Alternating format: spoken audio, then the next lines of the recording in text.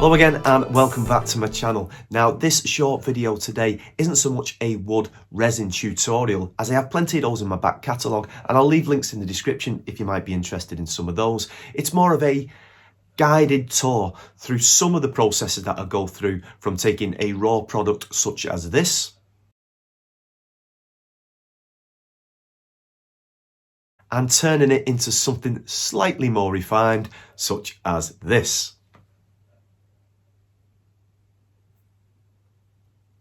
Now, I actually bought this huge piece of oak on a bit of a whim from a reclamation yard last year, and I posted some images of it on my social media at the time.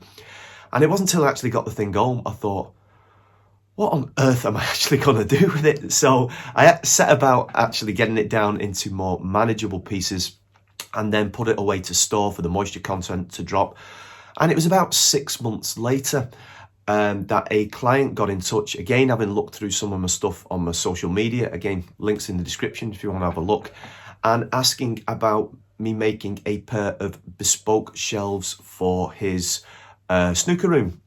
So this is where I think the advantage of working with a small independent maker, where you get that kind of personal touch, shall we say, because I was able to send him some images of these two pieces of oak that I've been working on, and he actually was picked out the specific parts that he would like and gave me the actual dimensions, the very bespoke, if you like, dimensions that he wanted.